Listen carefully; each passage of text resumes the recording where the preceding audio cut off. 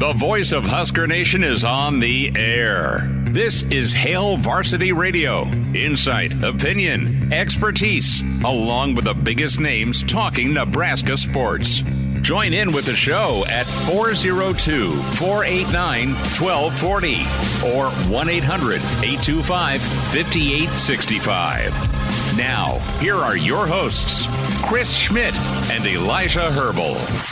Thanks for hanging out. Welcome to it. It's Hail Varsity Radio. Great to be with you on a Thursday. Chris Schmidt, Elijah Herbel, and you.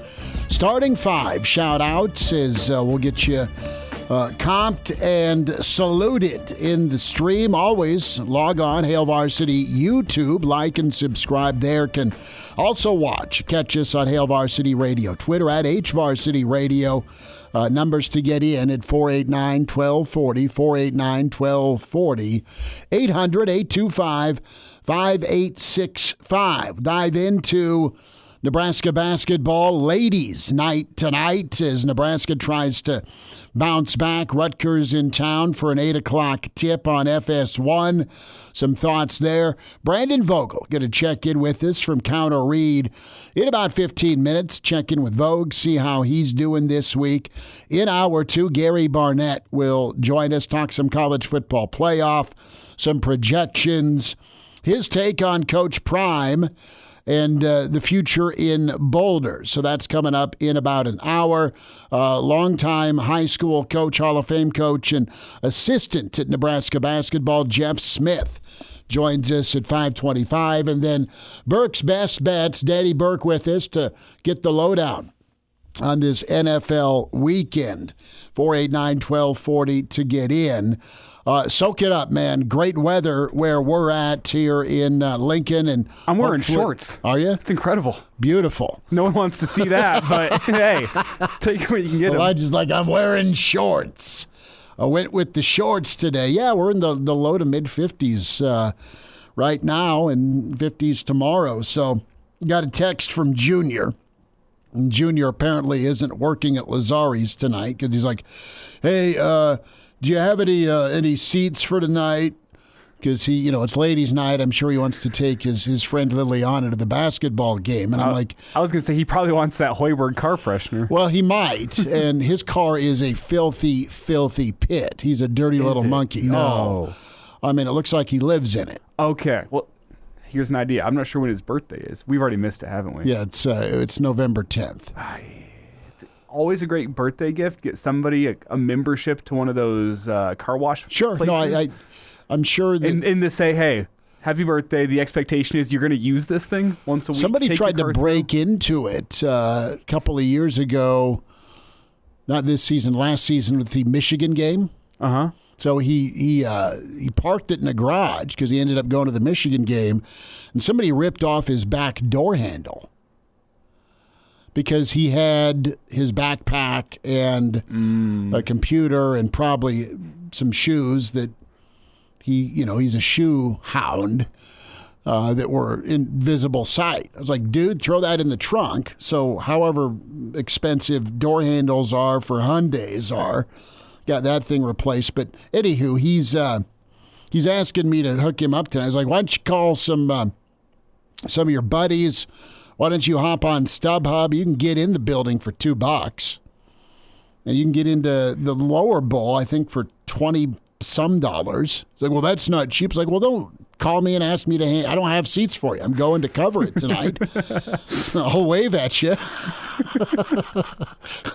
I'm not funding you, especially the 12th hour. But it's good news that, the students are either they're close to being back. I would think most of them are making their way back as school starts back up on Monday. But huge game. Well, quickly here for Junior's sake. Fake mustache, I'll lend him my ID. He can get in there. See, he is not as dark as you are, and we have had to have discussions about razor usage with just he'll let things grow, but it's too peach fuzzy right now. Okay? Mm-hmm.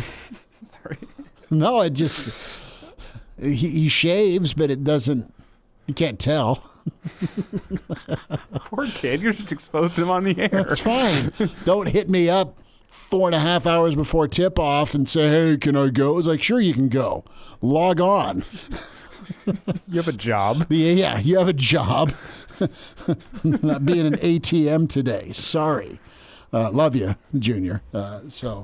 I should have said, tell me about this math test you took today. What'd you grade out as? We can talk.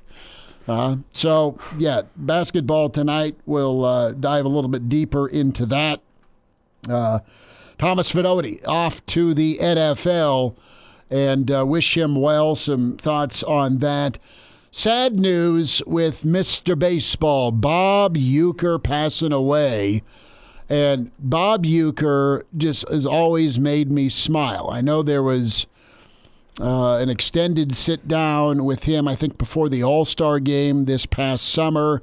Uecker was 90 years old. I remember him, of course, from Major League, like many of us. Some of us watched Mr. Belvedere as a youth. But once in a while, I'd be able to con my way into staying up late to watch Johnny Carson in The Tonight Show. And he was just legendary as a guest on the Johnny Carson Show. Uecker was also great in the Miller Lite commercials. Less filling, tastes great. Dad always drank Miller Lite. So, Uecker's got a special place. Broadcaster that I've had a chance to cross paths with over the years. Of course, you know him, Lane Grindle.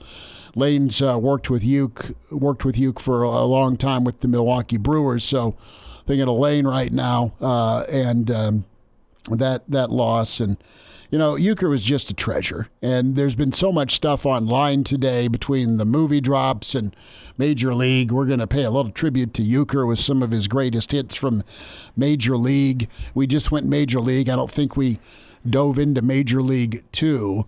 But the story that resurfaced on the Howard Stern show, because Norm Macdonald and Uecker were close, and I guess Artie Lang, they all took a trip to spring training one time down to Arizona to see Bob Uecker. And Ueck was entertaining, shall we say, during the broadcast with Artie Lang and Norm Macdonald sitting there watching Bob Uecker do his magic.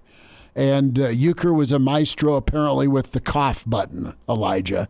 It was pretty good. Yeah, it was pretty good. I didn't pull that story for the show. No, that's fine because there's not enough bleeps to warrant airing it.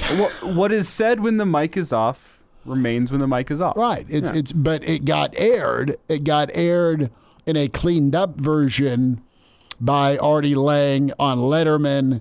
Norm kind of touched on it on Letterman one time, and Uecker's public persona is lovable and quirky, but when the mic was on, it was storyteller extraordinaire, always had some self-deprecating humor, and had probably some people watching observations. Well, I think the world... That's not flattering now, but it's I can see Uecker doing it. Well,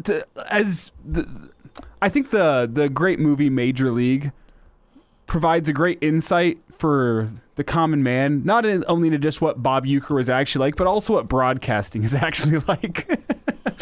There's a sense of that when it's...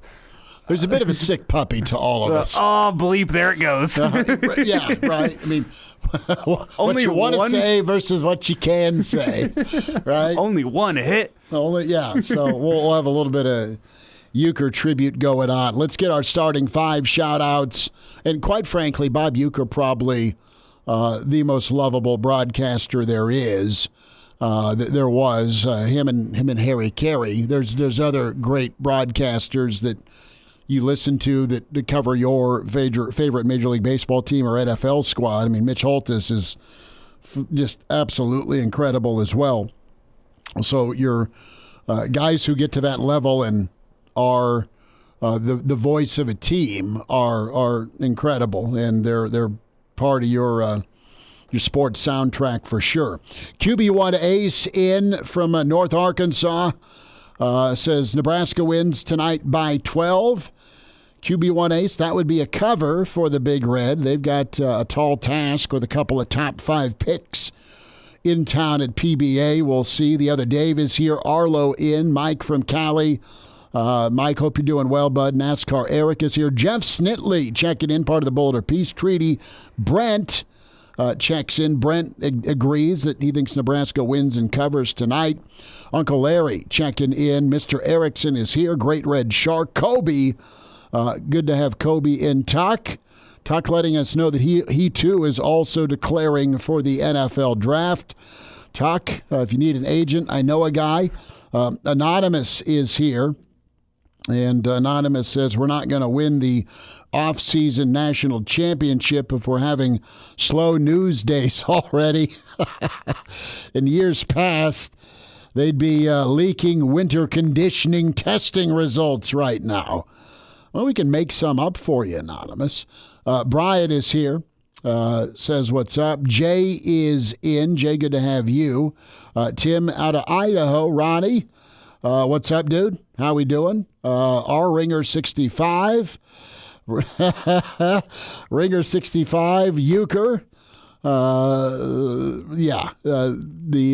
Ringer heard the Howard Stern behind the scenes audio from Uecker. It wasn't audio on Uecker, but it was told by eyewitnesses, Norm McDonald and Artie Lang. Pretty good.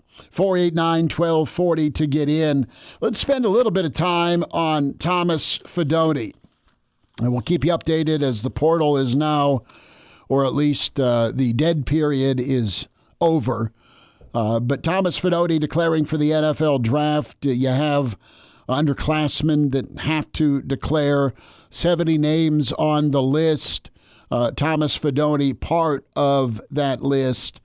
And Elijah, we look and think about Thomas Fidone and always kind of go what could have been with Fidone had he not had those 2 ACLs, had he not had those 2 non-contact injuries that really hampered his time on field. Now, when Thomas Fidone was on the field, it was 1,000%.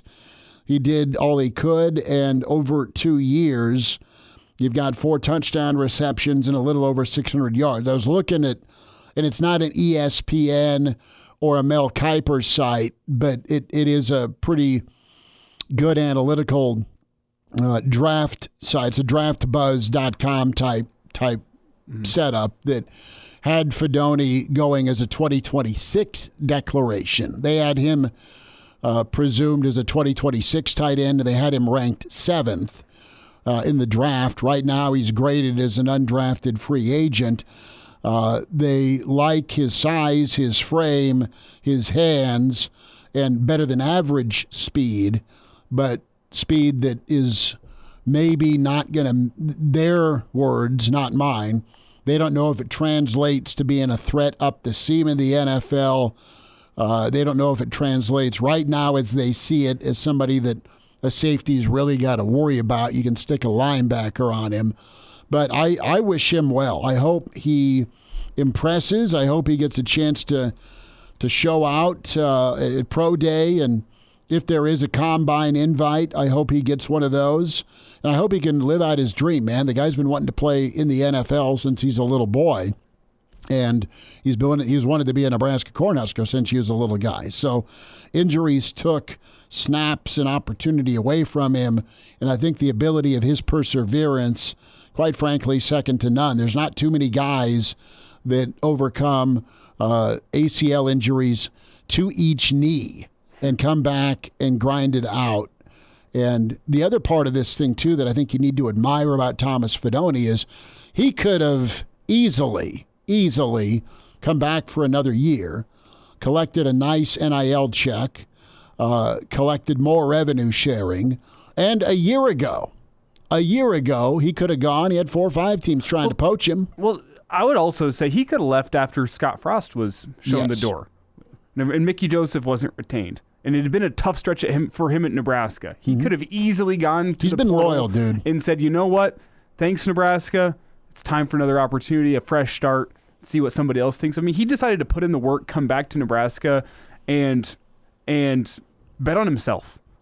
And try and be a part of the solution to getting this team to better heights. Bet on himself and bet on his teammates. So you tip the cap to him. You understand. I mean, it is the time, I think, for him to go to the draft because if he wants to not have any doubt. Yes. Right. Because right now, who knows what the season holds moving forward. And you saw his snaps decrease a little bit because you had other options that Dana liked in the tight end room. You've got Lindenmeyer and Harburg that are known, more so Lindenmeyer, but you think Harburg's going to have a big year. You've got Mac Markway, if he's back from injury, that there's some upside there, Ingwerson and Flint. So that's your tight end room. And there was... Did you mention Harburg?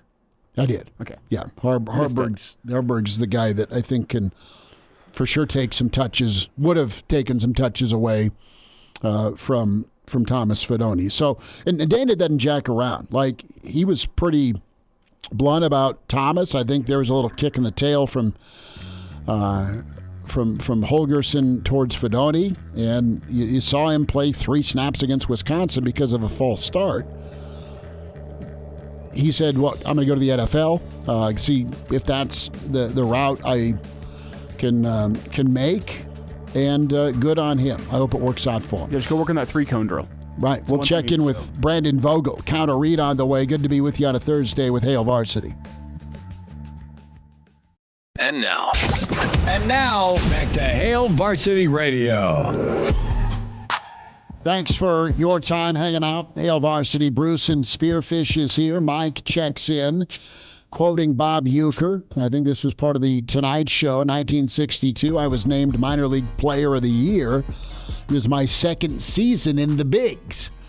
Always kind of a grin with the self-deprecating humor. Brandon Vogel joins us from Counter Read, counterread.com. Your take on old Bob Uecker, Vogues. I mean, just a voice that we all smile about, be it a Miller Lite commercial or the movie Major League or even his time on the Carson Show. But he was a companion for so many baseball fans over the years. Yeah, he was. I think like probably a lot of people my age in a different world that was barely pre-internet.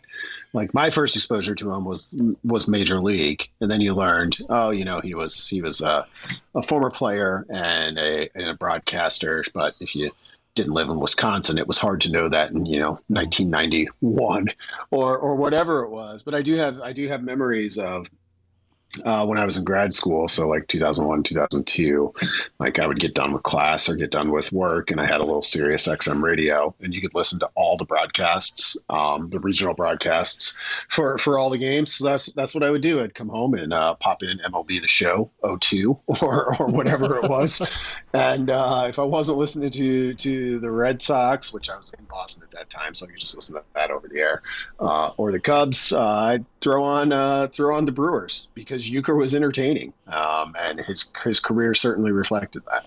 That's a good call. Uecker, a must go to. Different kind of look for Nebraska football into year 3, Vogues.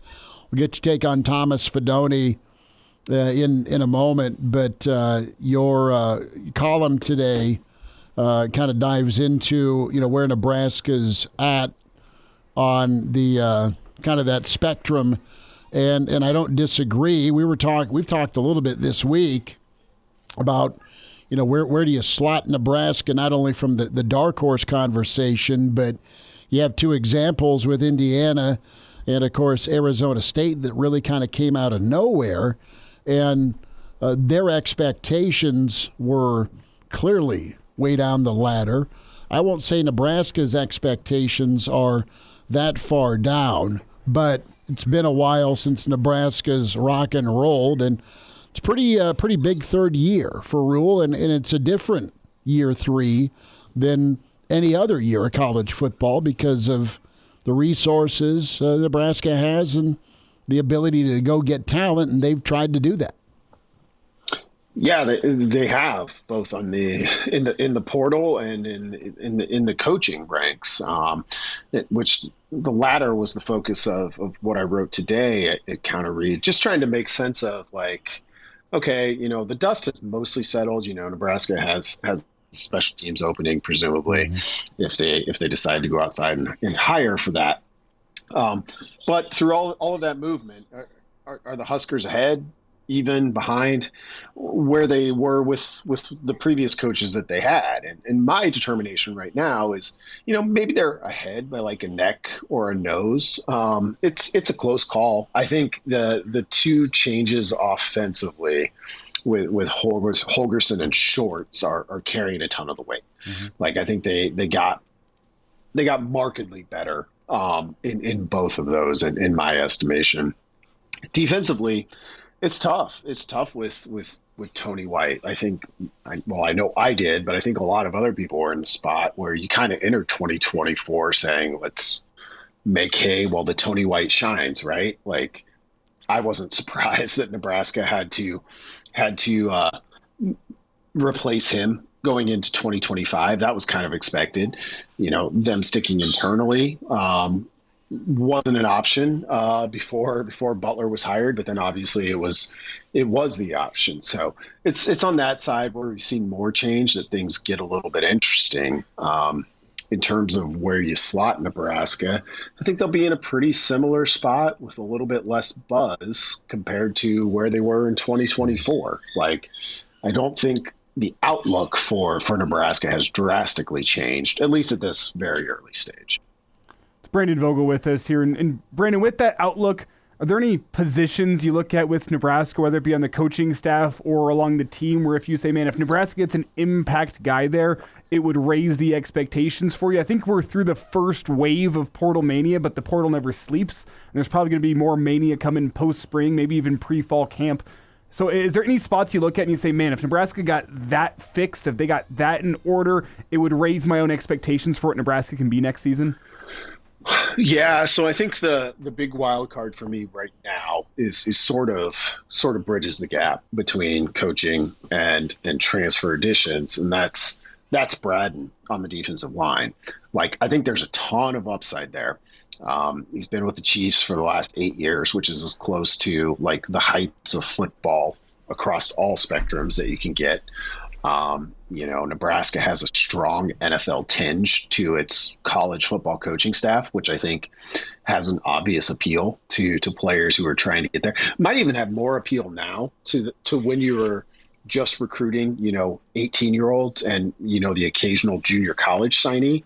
Now you're getting guys who like Jamal Banks and Isaiah Nayor, to use two recent examples, are like, they've had a career. Like, they're trying to take that next step, and having a bunch of NFL guys, I think, can help you with that. So I'm intrigued. There's not a lot to go on with Braden as a college coach.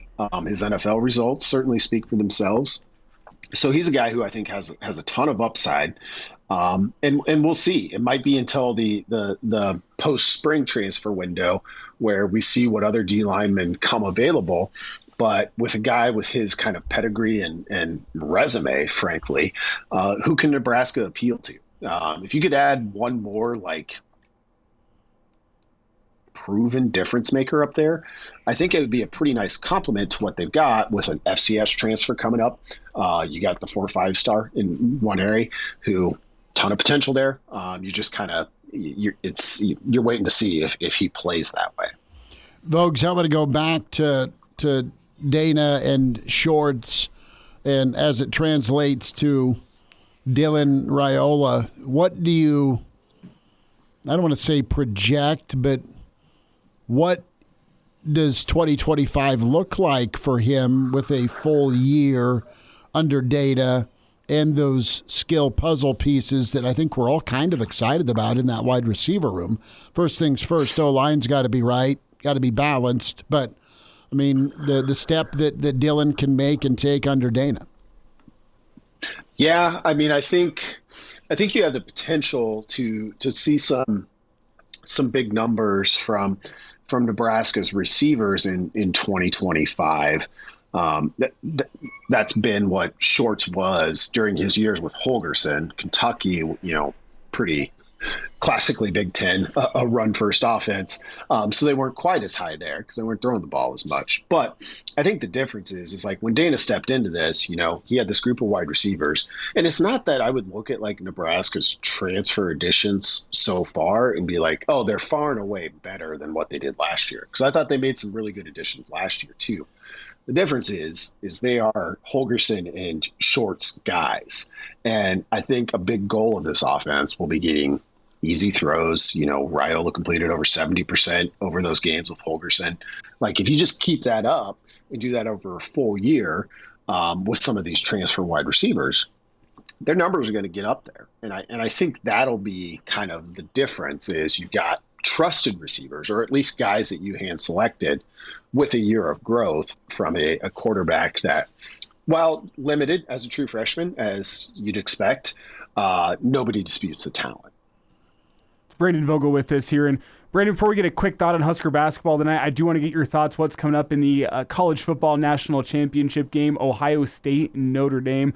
Ohio State's a pretty big favorite. I don't think you can count out Notre Dame, but it does seem to me, my eyes, that Ohio State is the team to beat right now. What do you say? What's your forecast for that national championship?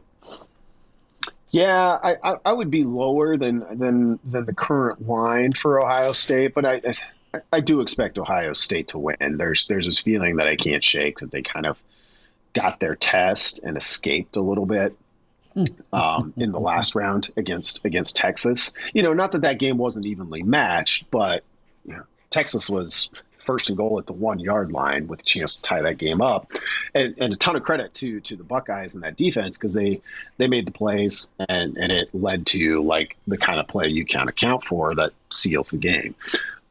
So I think when you just look at it weapons wise, if Ohio State kind of avoids, a big mistake or two, it probably goes that way. I think it'll be a good, well played game, and tight for the most part with Ohio State eventually pulling away, to maybe we don't end up with a fantastic finish, but we all walk away from it feeling like it was a pretty tightly contested game.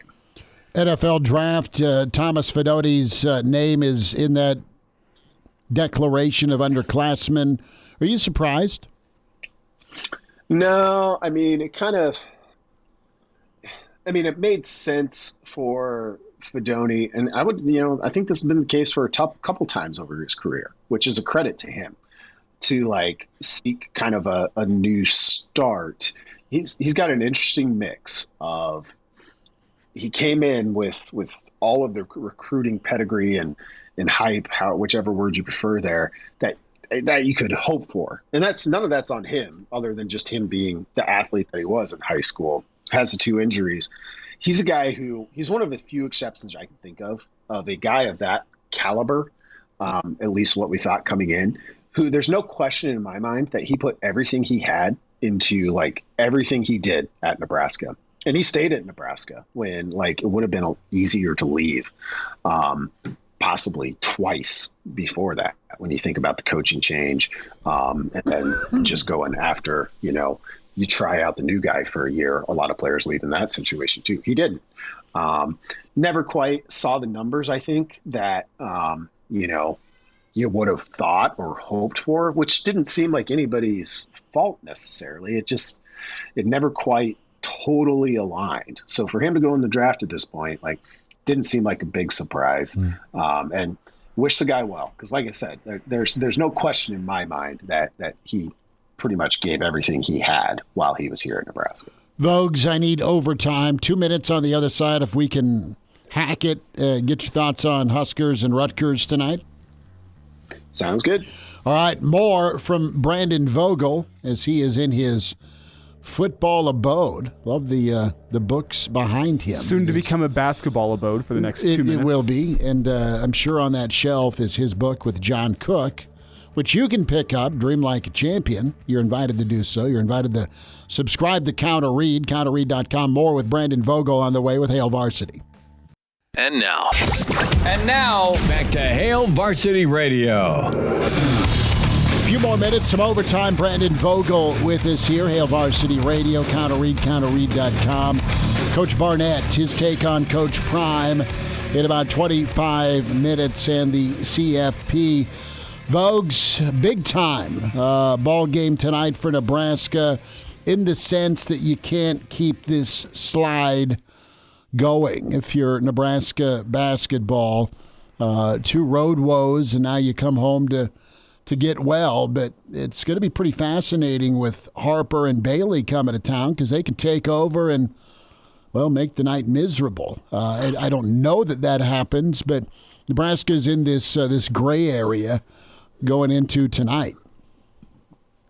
Yeah, on a neutral floor, this one's probably closer than it may look on paper. You know, some of the underlying numbers here point to Rutgers being, you know, probably a win or 2 better than its record, in Nebraska maybe being a win or two worse than its record at this point.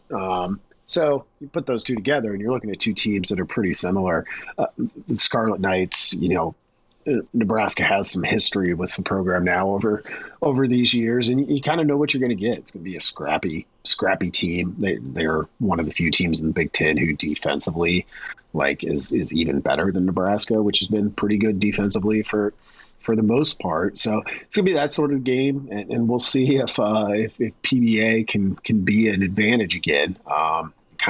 That's becoming a trait that maybe you don't necessarily want to have under Fred Hoiberg, but when you get those home games, it sure feels good to potentially have that in your back pocket. With the last 2 Vogues, is tonight must win? Yeah, it feels that way. I think for where Nebraska wants to be ultimately, really you can't take any of these home games for granted, given the split we've seen with this Husker program in recent years. And here's one where, yeah, teams feel pretty evenly matched, but Nebraska should have an edge that goes beyond just home court. So you hope that shows up. Losing the 3rd straight would be a tough pill to swallow. What do you think's up with Nebraska, other than it is hard to win on the road? I get that. We know that. But they are too old and too experienced to have these wild swings like we've seen, where they are locked down great defensively and committed to it. But then if it starts going sideways on the road offensively, there is an expiration date on how well they play defense. Yeah, there is, and it's interesting because on the one hand, you've got a team that's pretty experienced, but it's also kind of a new age team in our new era of college athletics, where you've got a bunch of parts who are coming together, you know, for the first time, and you know, you're 16 games into the season, so you hopefully that abates a little bit as you make the push to the postseason. You know, big picture, when I look at this team compared to last year's team, which from a lot of numbers perspectives is pretty similar. I think the shot selection is probably a little bit off of where Hoiberg would like it. Like their rim and 3 rate is down from where they were at a year ago. And I think some of that's, you know, just relying on one guy as a primary scorer to a greater degree too. Because that can change that number. So that'll be the one that I'm watching is Nebraska taking the shots they want to take. At the end of the day, like, they go in or they don't, and that varies a little bit game to game. But that seems like an area that you could potentially shore up, even, you know, going through the meat of Big Ten play. Folks, how can folks get on board with Counter Read and tell us about Counter Read? Yeah, you can head to counterread.com and check out what we're up to. It's a twice-weekly newsletter from myself and Aaron Sorensen. Talked a little bit about it in this segment about kind of trying to bottom line Nebraska's coaching changes so far. We'll have another newsletter still coming out this week for subscribers, and then next week we'll see what the college football playoff championship game provides us, but I'm kind of interested by this idea. 10 of the 12 teams that made the playoff this year were in the top 13 in the first rankings. So try and parlay that into look ahead to 2025 was something we touched on with where's Nebraska at in this thing, and that's probably where they'll need to be come next October. Bogues, we'll talk to you on Saturday, Bud, for the weekend edition. Thanks again, Bud. Thanks, guys. Have a good one. There he is, Brandon Vogel with us. on Hail Varsity Radio. Great stuff from Counter Reed.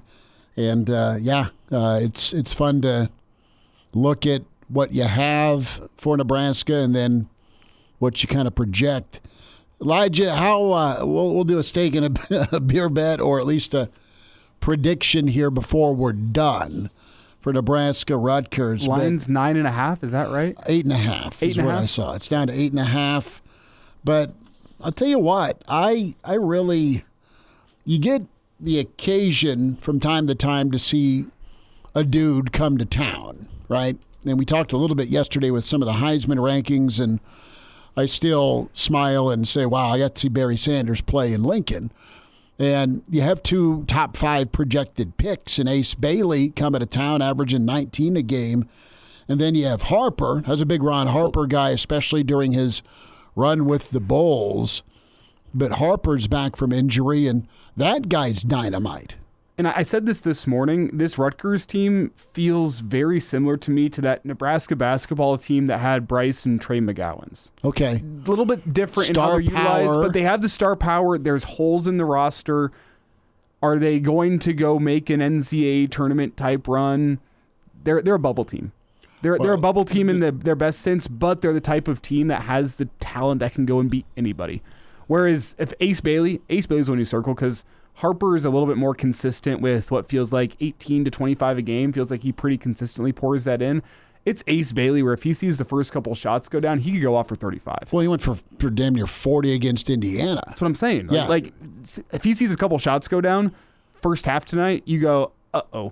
Because that's the guy that can just absolutely fill it up. And the type of, he's like 6'8" on the wing, can hit just ridiculous fadeaway, high-arcing jump shots where it's just like, he's one of the guys where if he gets it going, there's nothing you can do. No, and it could be a Purdue moment. I just wonder where this team's at, and if it's truly home cooking that snaps Nebraska out of it, and they come in ready to play defense for 40 minutes. They're willing to be gritty, and a team that. They are truly different at home. We know that. We know that the win streak's working on 21. That being said, Rutgers is honestly they've underachieved as they come in at 8-6, I believe, and 2-4 in league play. It's 8-7. They're right at 500. They are, and their schedule. They've had a handful of close losses against good teams, but a lot of times when you bring in that top tier talent, and good on Rutgers for keeping the kids home. But you saw Nebraska struggle with it early, where you have NBA talent that sometimes you're probably more worried about getting yours than getting the win. And that is not uncommon in a lot of programs that are trying to kind of make that jump and be a funnel where you get NBA talent in and they lead you to bigger heights. Well, Ace Bailey, to your point, 12 assists on the season. That is code for he's a black hole when he gets the ball. 12 assists. That's more than I thought he had. All right, we'll wind down hour 1 on Hail Varsity. Hail Varsity Radio is live.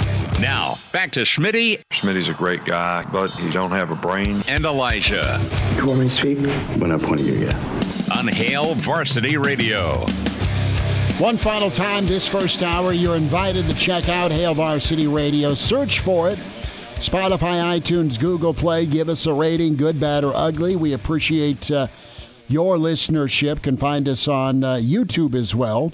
Like and subscribe, Hail Varsity YouTube channel, and on Twitter at HVarsity Radio. Find Elijah at Herbal Essence. Find myself, Chris Schmidt, at Schmidt_radio. 489-1240 to get in. Gary Barnett coming up about 10 minutes from now. We'll get his take on the college football playoff, his thoughts on Coach Prime, and is that a thing? Is Dion off to the NFL? And you had Dion talking to On 3 today, saying, hey, I'd take the Dallas job if I'm offered. Our good friends from the Big Red Junkies pod are in, and they're asking some good stuff in the stream to spark some conversation. Reminder to get buckled up. Use your seatbelt. It saves lives. It prevents injuries only if properly worn. Make it click. A message from the NDOT Highway Safety Office. We smile when we think about Bob Uecker. And Elijah's got a little bit of a greatest hits from Mr. Uecker from that cinema classic Major League. Arguably and honestly one of the most quoted movies by dudes. And is it the best baseball movie of all time? You could make the argument. I mean, you'll get Field of Dreams. Well, Field of Dreams is up there. Bull Durham. Bull Durham's great. I really like Field of Dreams. 8 Men Out was good. Cobb was really good with Tommy Lee Jones. But Bad News Bears? Bad News Bears, the original. Oh, yeah, the new ones. But I mean, Billy Bob was good in the remake. But the original's the original. I mean, Moneyball's got to be up there as well. Moneyball's top 3. But Major League's top 3 as well. So there's 2. So we're looking for a third. I kind of like The Natural. I like Redford. The Natural. But there's serious baseball movie. The Sandlot. Sandlot's awesome. Sandlot's top 3. But it's only half a baseball movie, though. I'm going to probably go... More of a story of friendship, you know. I'm probably going to go Moneyball, Major League, and then Field of Dreams. I'll go Moneyball, Major League, no particular order, top 2, and then maybe The Rookie. I did like The Rookie. Rookie was solid. Yeah, we need to get to this supercut. Yeah. Here is Bob Uecker, post-game brought to you by... Haywood, who leads the league in most offensive categories, including nose hair. When this guy sneezes, he looks like a party favor. Haywood's a convicted felon, isn't he, Monty? Doesn't really say it here. Well, he should be. Haywood swings and crushes one towards South America. Tomlinson's going to need a visa to catch this one. It is out of here, and there's nothing left but a vapor trail. Top of the ninth, leading 10-7. Bases loaded, 2 down, and Rick Vaughn has come on to try and nail it down against Felipe Aguilar, a dangerous right-handed batter. Here's the pitch. Rookie sensation Ricky Vaughn on the pitch now. You can close the book on Kellner. Thank God. Vaughn into the windup in his first offering. Just a bit outside. He tried the corner and missed. Ball 4. Ball 8. Low, and Vaughn has walked the bases loaded on 12 straight pitches. Boy, how can these guys lay off pitches that close? Personally, I think we got hosed on that call. So the Tribe drops its 3rd straight on this trip, 6-1 to the Rangers. For the Indians, 1 run on, let's say, 1 hit. That's all we got. 1 hit. You can't say on the air. Don't worry, nobody's listening anyway. The voice of Husker Nation is on the air. This is Hail Varsity Radio. Insight, opinion, expertise, along with the biggest names talking Nebraska sports. Join in with the show at 402-489-1240 or 1-800-825-5865. Now, here are your hosts, Chris Schmidt and Elijah Herbel. Back into it. It's Hour 2. It's Hail Varsity. Chris Schmidt, Elijah Herbel, Hall of Fame coach with us. We say hi to Gary Barnett. Coach, how we doing? What's a good word? Hey, well, Chris, just hanging out down here in Arizona. It's been real windy and chilly for us, but we've had 6 days of cool weather. But I'll tell you, I love the games. Love the whole playoff. You know, every game, there's some very distinctive things that have happened, and I'm looking forward to Monday night. And you know, I hope after seeing 2 or 3 rounds of really great football, we can get one more round of great football. It's a little unlikely, I think, but you know, sure would be nice to top it off with the best one of all of them. You crave, don't you? You crave kind of a Texas USC type ball game. I mean, that's one of the all-time classics. I don't know that we'll get it either. You don't want or can't have TCU, Georgia. That's the other extreme. I'm not quite sure where I fall. I'm probably rooting for Notre Dame.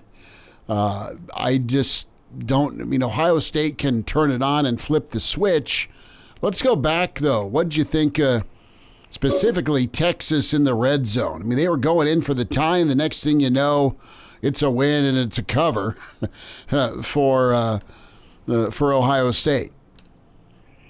Yeah, I don't know that you can really pinpoint it down to that, but it's because of the whole game. But there were just some really key plays in there. I know everybody's talking about Sark won't ever call that toss again, but I don't know. You go with what you're feeling, and there's a reason to call it, and you don't just say, hey, let's try this.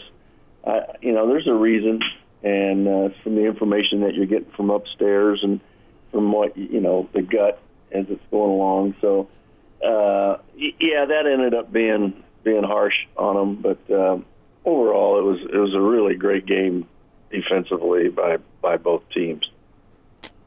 And now the Arch Manning era starts at Texas. Yep. That's what it looks like, doesn't it? And I'm sure, everybody's glad to get rid of the old guy. They always want the new one. And pretty soon the new one will be the old guy, and there'll be somebody else they'll want. But, everybody's eager, I think, to see how Arch can do and what he'll bring to it. And especially with a full spring ball where he's in charge. And,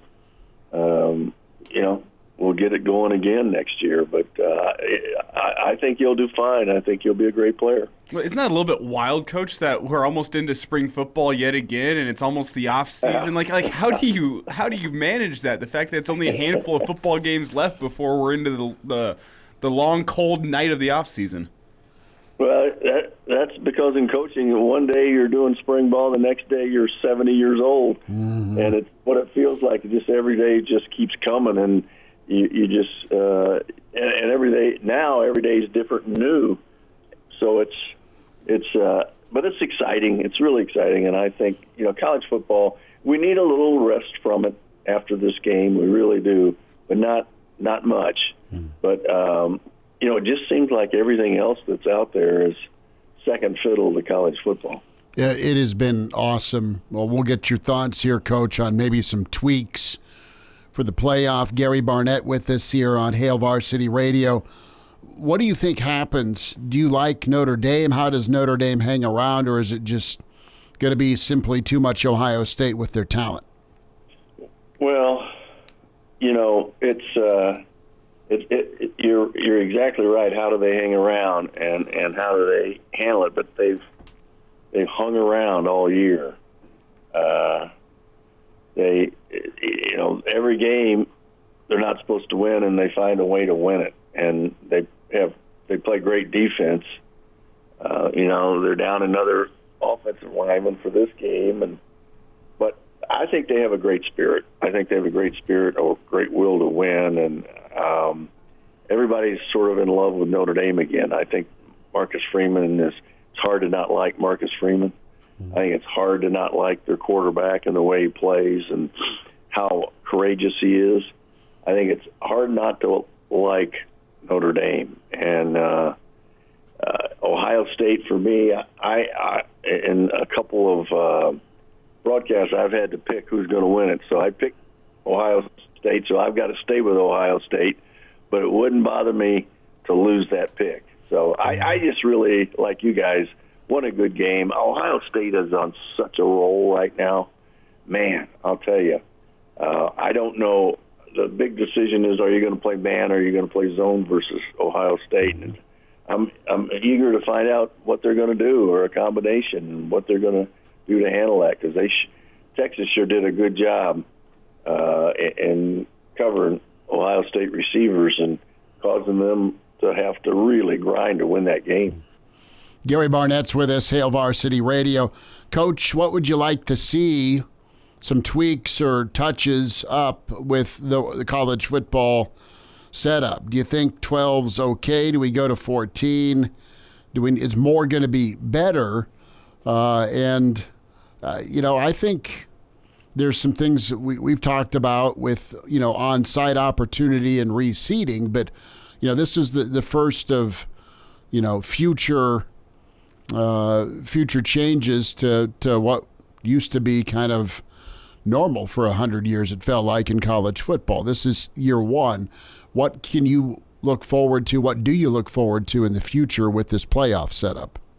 Well, I think you have to look at what just happened and then go from there. So one is everybody that had a home game won, everybody that got a bye and missed 3 weeks lost, and then go to the fact that none of the 4 teams that played in the last 2 games would have been in the playoff if we had the old system. So when you look at all that, I think that the logical thing, and I don't think they can get to it this year. I don't think they can get unanimous agreement, which is what they would need to make any changes to this year. I don't think they can get that done. But I think the next year, I think I would like to see them go to 16 teams, and it wouldn't even bother me to have a play-in for the 16th spot. Ooh. I would like to see them use bowl games, existing bowl games, rather than home field advantages. I think one of the things they're trying to keep into consideration is fans and fans going to games and having to travel so much. But I'll bet you most fans would like to go to a warmer place than a colder place. And so you keep the bowl system, you really pump something into the bowl system because you've got, 4 more bowl games, 4 more games that get played in bowls that are playoff games. And I like to see them seeded, so that nobody gets a bye. 16 plays 1, 15 plays 2, 14 plays 3, right on down, and play it out that way. It wouldn't bother me for the league championships to go away. Okay. But I do think if you have them, you need to promise both teams that they get in.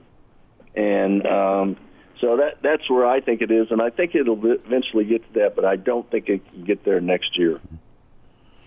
Gary Barnett with us, Hail Varsity Radio. Who are some teams you're going to buy stock in for next season as potential playoff participants? We've had a talk all week about Nebraska as a dark horse. We like what Florida's done. But you have 2 examples, Indiana and Arizona State, that flipped things real quick and had really good teams. So anybody in your back pocket, Coach Barnett, that you think could make a run next year? Chris, I've been so absorbed with this year that I haven't looked that far ahead. And I don't know that I would say this. Look at the Blue Bloods. Look at the name brands, because those are the ones that played in the last 2 games. They're the ones that made it through. There'll be somebody make it from the outside, like Arizona State, no question. It always happens. I think you're going to see Texas back in it. I think you'll see Ohio State back in it. I don't know who's going to be their quarterback. I think you'll see Oregon back in it. I mean, I think those teams that have been out there are going to stay, that have been in it, are going to stay in it. And we just have to pick up a few more along the way. I think Clemson will still find a way to get in. Looking at the Big 12, I don't know. I think Texas Tech it can make a run at it. I'm not sure who else in that conference. BYU's got a lot of those guys back. They'll be a year older. They'll get AARP checks pretty soon. And I think you can't count out BYU. They're pretty doggone good. So I don't know, but I think you're going to see mostly the big name schools back in it, at least in the 2/3 of them will be that way. I think the other third will be upstarts and guys that are hanging around. Coach, before we get you out of here, do have to ask you about the Dallas Cowboys and Deion Sanders. Do you think there's anything to that? Apparently Jerry Jones and Deion Sanders in communication now. What do you think's going on there? Well, first of all, if you know those two personalities, there's no way to predict what's going on because you're going to be wrong. Because they're both from different planets, And I don't see any way that Deion's a right fit for the NFL right now. I just don't see it. You don't need a face of the program. You don't need a guy who through social media can recruit like crazy. You don't need somebody that's going to win your town over. You don't need that. You're gonna sell out all your season tickets no matter what. So you don't need Deion to come in and sell tickets. What you need is a head coach that comes in and coaches, and where that's the only thing that's on his plate. That's not Deion. I don't think that's his nature. I don't think he could be that way. And why would Jerry choose someone who couldn't just devote his whole time and life to coaching and to making that organization better? So I don't see it happening, but that's just really a personal opinion. And as much as some Husker fans might not like to hear me say this, I think it'd be bad for college football if Deion Sanders were to leave now. What he's doing at Colorado is special. I think it makes the game more fun. No question. I mean, he represents what college football has become. And it's not what the NFL is. And so, and why would Deion leave all this? I mean, if you want to go to another college and do it, that I totally get it. Mm-hmm. But, you got things pretty good where you are, and we all promote ourselves to a position of incompetency, as the Peter Principle says. So we'll just see what happens here. Gary Barnett with us. Coach, don't want to end on a down note, but more so a moment of reflection with Coach Mack passing away. Condolences to the Buff family. Talked with Coach McBride earlier this week, and Charlie talked a lot about just Colorado pushing Nebraska. And I know Coach Mack hired you on his staff. Just some thoughts on what Mack is and was and part of this this experience you got to share with him. Well, nobody's had the impact on Colorado like Bill McCartney has. Maybe Deion's coming close if he stays around. But he took a program that was a lot worse shape. Well, Deion, when he got it, it was bad shape. Mm-hmm. But he turned an entire state towards Nebraska and decided that we were going to make something out of it. He coached hard. He held guys accountable. He was hard on them, but in the end, they all knew it was better. They were better for it. I think the best expression I can tell you is that I was around Mac for 8 years, and he was around me for 40.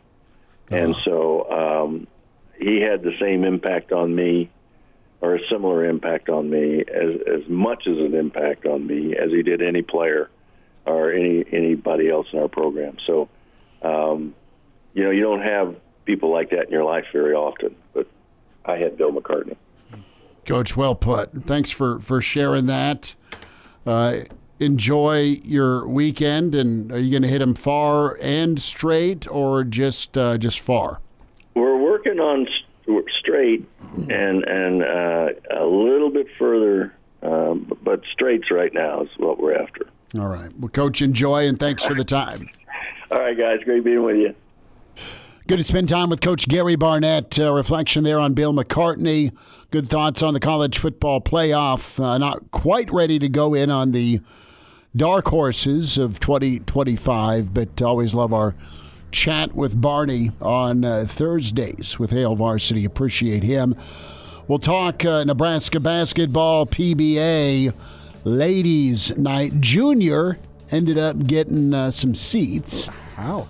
I don't know. He's like, well, we're going. It's him and his little friend Liliana are going. So, yay. We'll check in. Coach Jeff Smith, thoughts on the Big Red next. And now, back to Hail Varsity Radio. Thanks for hanging out. Hail Varsity continues. Chris Schmidt, Elijah Herbel can find us on YouTube. Hail Varsity YouTube channel. Like and subscribe. Hail Varsity Radio. Twitter, follow on X at H Varsity Radio. Hall of Fame coach, many years with Lincoln Southeast. big-time assistant, too. Part of that glory era for Nebraska basketball. Jeff Smith with us here on Hail Varsity. And, Coach, thanks for joining us to talk some Big Red. How are you? How you doing, Schmitty? We're good. We just talked with Coach Barnett, and he's off to the warmer temps of Arizona to play golf. You braved it today. I'm not sure low 50s in January. No, but well, yeah, I didn't have to brave it today. It was pretty nice out there. I was going to say, good on you. Yeah, rub it in some more. Yeah. Well, brave it. We need to just stay on its face. Hey, the man was golfing in January in Nebraska. That is gutsy. It's all about how you frame it. Yeah, we can leave out the 54 and sunny, but big ball game tonight, and it's one of these you can't drop. If you're Nebraska, Rutgers comes in with some big-time talent. I want your thoughts here on the, what area do you see Nebraska in right now? Are they desperate? Are they ticked? Or are they just kind of lost? Or is all three options not applicable? How do you view this team right now in mid-January? I think they're ticked, but I also think they're a little baffled of, their road versus home. It shouldn't be that different. It is different at times, like shooting the ball and things, but not to that extreme. And they've got to be a little bit baffled on what's going on the road, that teams are shooting the 3-point percentage that well, and we are not. And the courts aren't that different, the backgrounds aren't that different. So it's a little baffling to me. But I obviously watched that Purdue game, and it was very frustrating. And I know the coaches got to be extremely frustrated, but we let Purdue get to their spots. We didn't take them off their spots. We didn't run them off the 3-point line enough. And I think our defense is really, really good when teams are in the outer third attacking the middle from the baseline, and we don't let them get to the middle. But when teams can get things done in the middle of the floor, it's with penetration or even, pick and roll screens, that's hurt us. And I thought Purdue was the best so far of taking away our strengths. I mean, I hate to say it, but I think they kind of let Raleigh shoot it. They kind of let Juwan shoot it, and they took Bryce Williams away.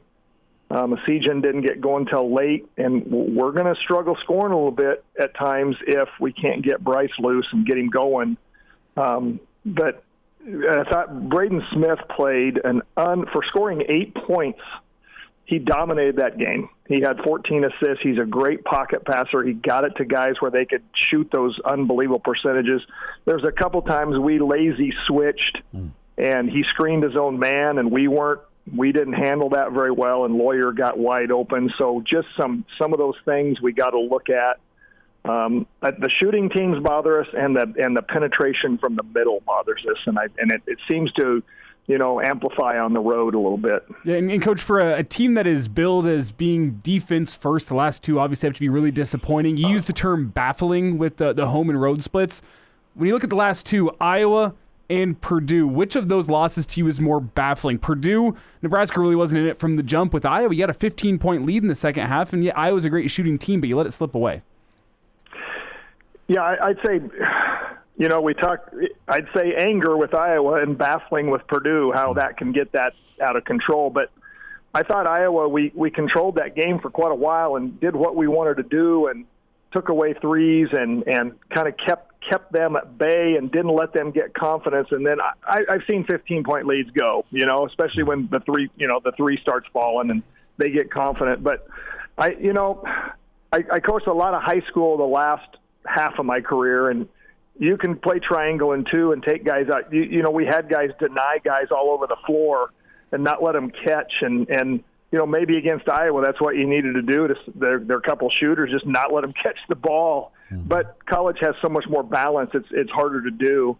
But I would call Purdue baffling because it just seems so easy for them. They kind of got whatever they wanted. They got it where they wanted, and when you shoot 50-some% from the 3-point line, clearly defensively we're not where we need to be, and it didn't adjust to it. And the shooting teams are giving us problems, and especially on the road where they're going to shoot at home a little bit better. But I'd say anger with Iowa, baffling with Purdue.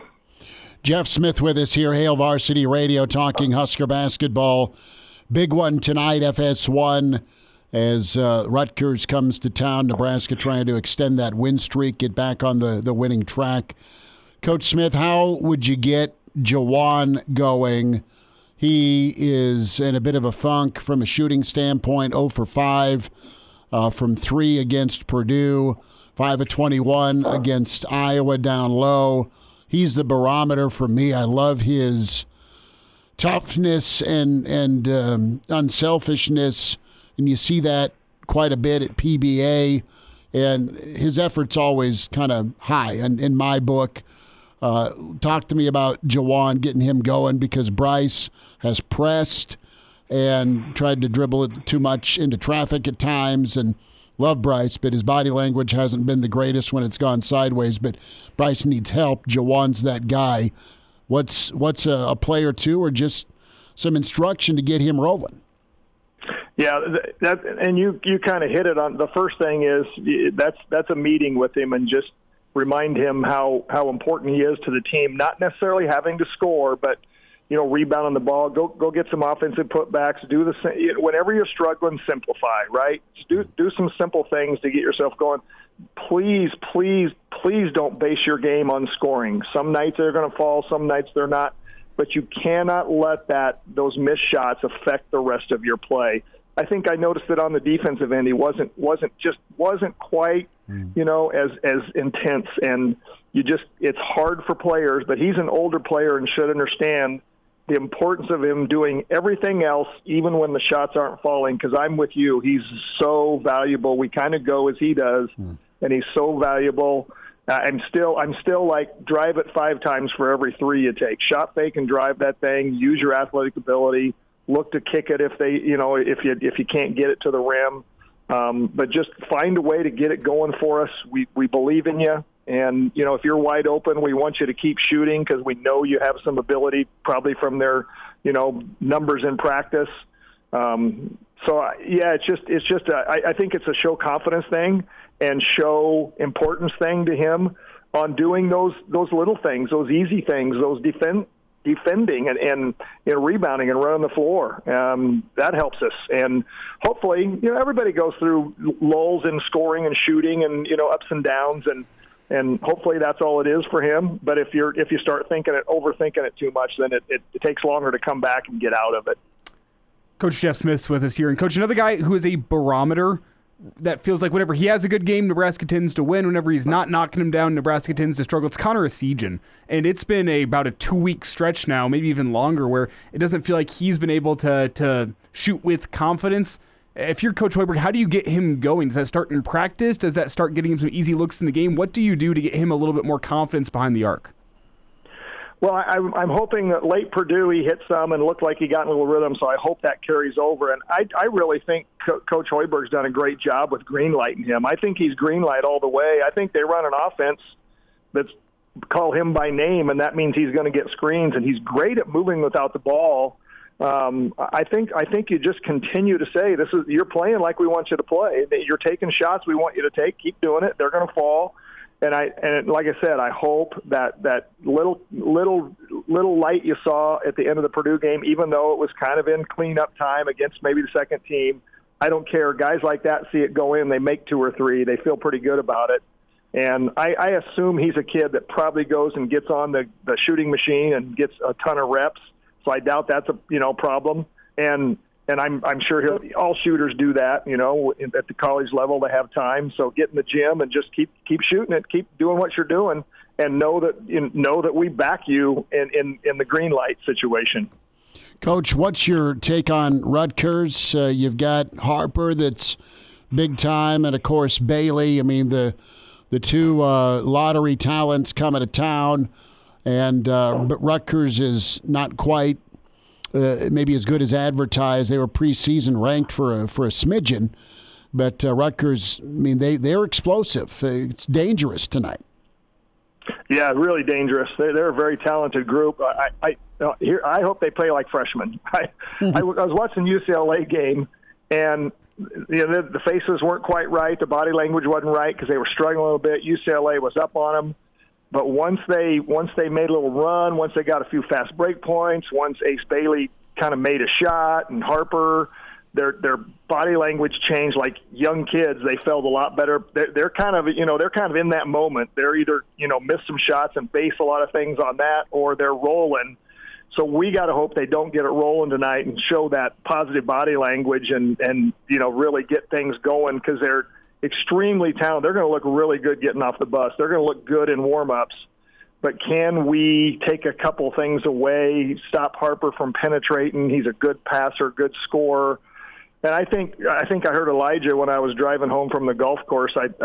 He compared him a little bit to Bryce McGowan's Ace Bailey, and I think that's a good comparison. Of course, he's a little 6'9", but there's kind of not a shot he doesn't like, and he can miss him and hang his head a little bit too. So we hope he struggles some from off on the offensive end early, because I think those young guys, they let it affect their game quite a bit. But they have a lot of pieces. The Somerville kid's big and strong, and they've got kind of all the pieces.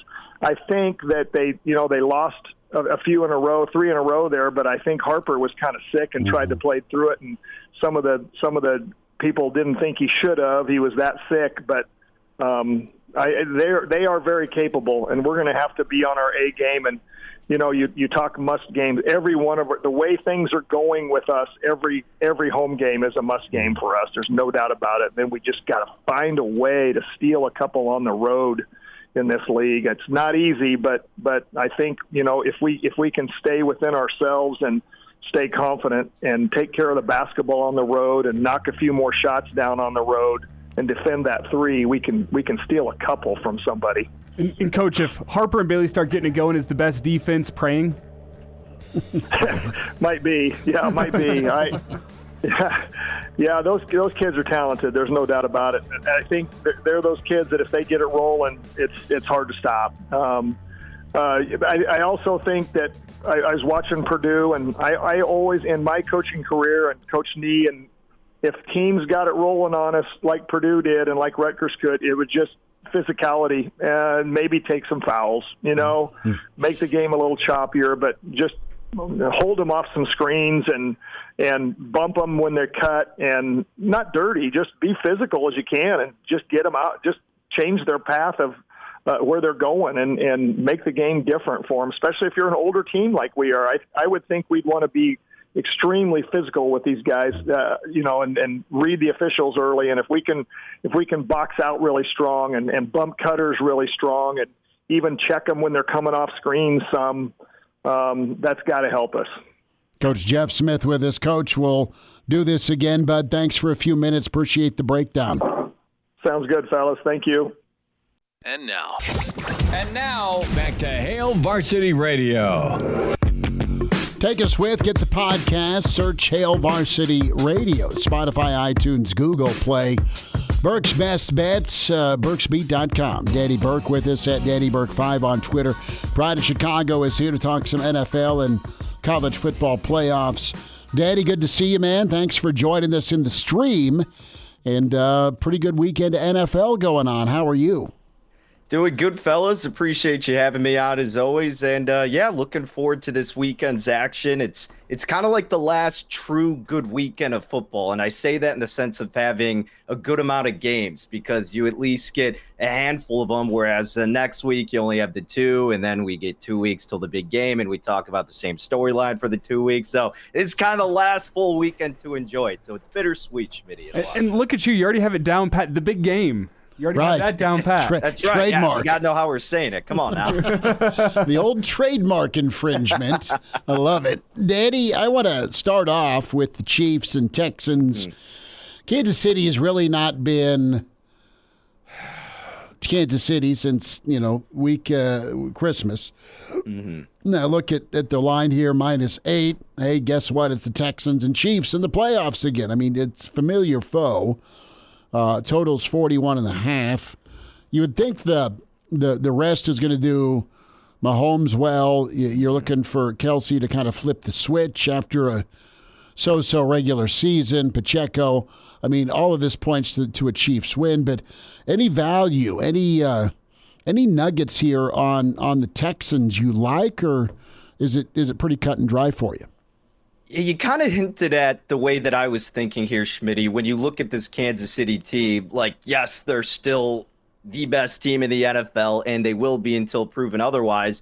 But simultaneously, it's not like they're winning comfortably, and it's not like they're dominating these opponents. They're actually just setting these records for the small amount of margin they're winning, yet continuously winning. It's remarkable what they've been doing. So I actually did take 8.5 with the Houston Texans in this game, and I'll tell you some reasons why. I mean, you look at when they faced each other, it was in week 16, something like that, and that doesn't mean, of course, it's going to translate over to this game, but I thought it was pretty interesting and kind of goes to the point of Kansas City being who they are. So they won the turnover battle in that game 2-0 over the Houston Texans.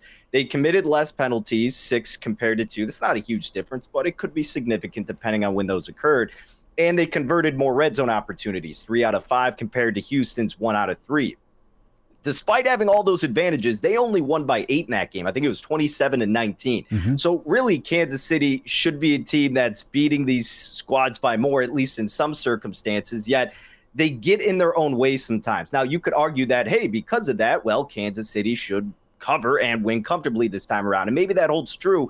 But I was on Houston last week. It seemed like everybody was on the Los Angeles Chargers. And that was one of those games where it's just like, yeah, it makes sense for the Chargers to win. On paper, they're the better team. But it's the playoffs. Wonky things happen. You see the market shifting, and then the Texans end up blowing them out. A large part in that is because of the defense. And the defense does have the advantage over KC for Houston. 6th in EPA per play allowed, 4th in success rate. Kansas City 15th and 13th in those respectively. Also yards per play and yards per play allowed. Houston actually has a slight edge. We know what Patrick Mahomes and his team can do in the postseason. Look, I don't think they're going to lose. I just think 8.5 is too much, especially based on what we have, or I guess haven't seen from Kansas City in terms of just keeping their foot on the pedal and dominating these opponents. And because the Texans have that momentum from last week, I actually think that benefits them and having already played in Arrowhead. So I know CJ Stroud has been far from what he was in his rookie year. It's just too many points for me, guys. So I took 8 in the hook with the Texans. Danny, Saturday night, a lot of points. Yet again, the Commanders are 9.5-point underdogs as they head to Detroit taking on the Lions. What do you like there? Yeah, this one's tricky. I did take a player prop in this game. I went Jamison Williams over 3.5 receptions. I laid about -138. I know it's pretty steep. Our projections have him at 4 pretty confidently on about 6 targets for 60.5 yards. Look, this Commanders defense, just the Commanders overall have been a team that kind of like the Chiefs in a sense have just defied everything that we think should happen with them. I mean, they just keep finding ways to win. Certainly some of it is luck, but you also have to give credit to them and credit to Jaden Daniels and what they've been able to do. But at some point they're going to falter, and surely it's going to be against the Detroit Lions as double-digit favorites. Now, I'm not saying Detroit's necessarily going to cover. I haven't touched anything with this spread, and looking toward the over, even though it's in, the mid-50s, makes a lot of sense. But don't forget about Detroit's defense. I mean, PFF grades them 5th overall. They're 6th in pass coverage, and that's really where Washington's going to have to emphasize, considering we're assuming they're going to trail in this game. And then you look at Washington, they're 29th overall in PFF's grade, 28th against the run. David Montgomery's coming back too, and Jahmyr Gibbs is playing at his absolute peak. So you're going to get Detroit getting the run game here is what you would expect.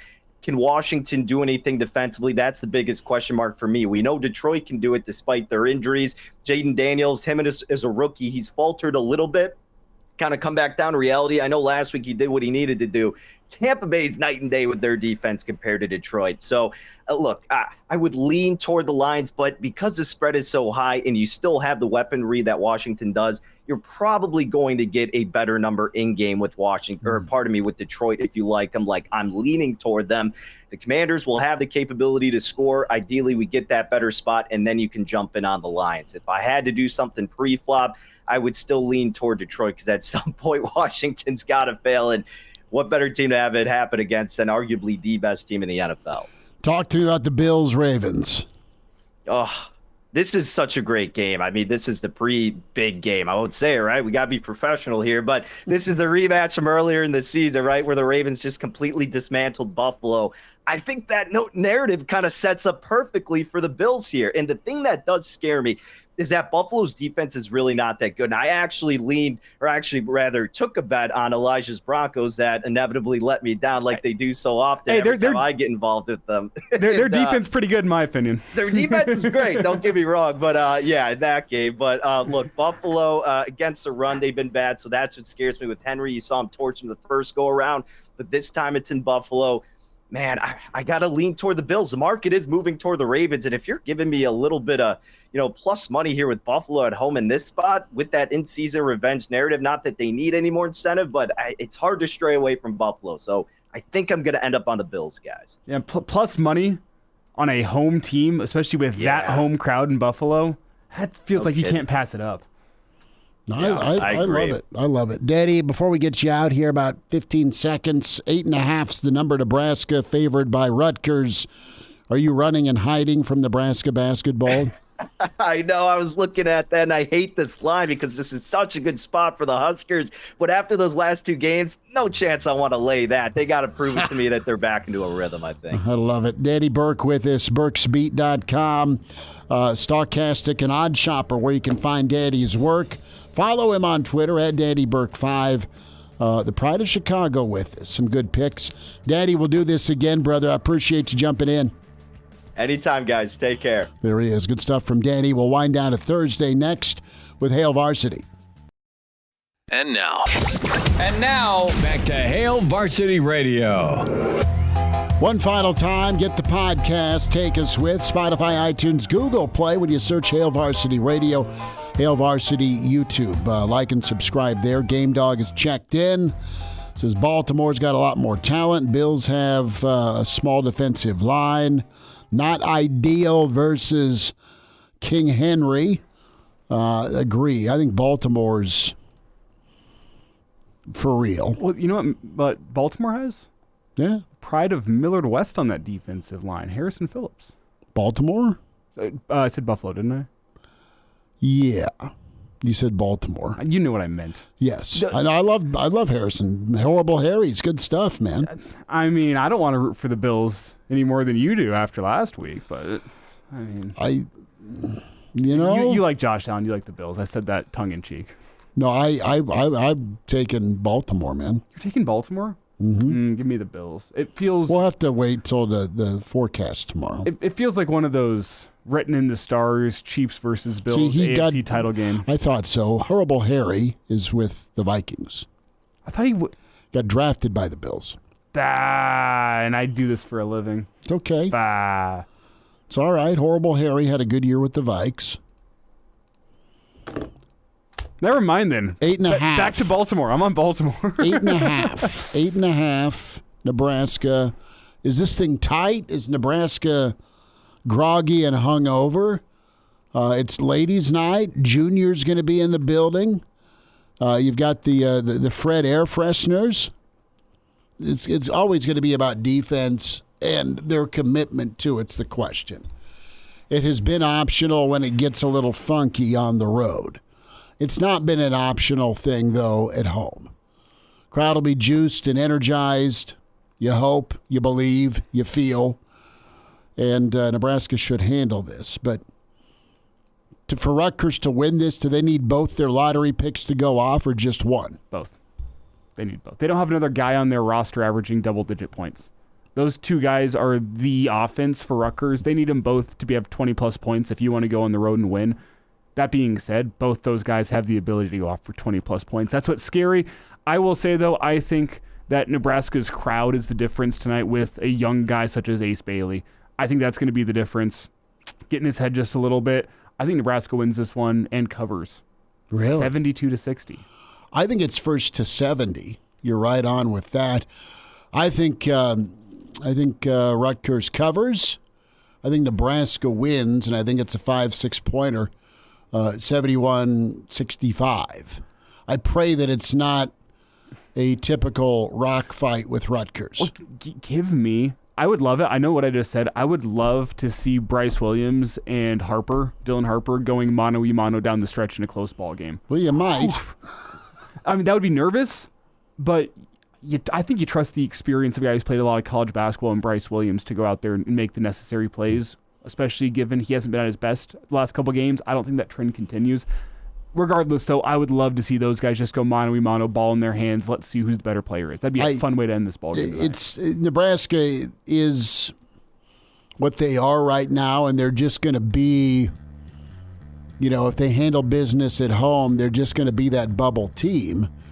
You've got Illinois looming at the end of the month. You've got road trips to Wisconsin, Maryland Sunday. Can you put up a fight on the road? You can't keep getting killed on the road or blowing a lead. But first things first, defend the vault on Ladies' Night. Back at you tomorrow at 4 with Hail Varsity. Take care. Thanks for tuning in.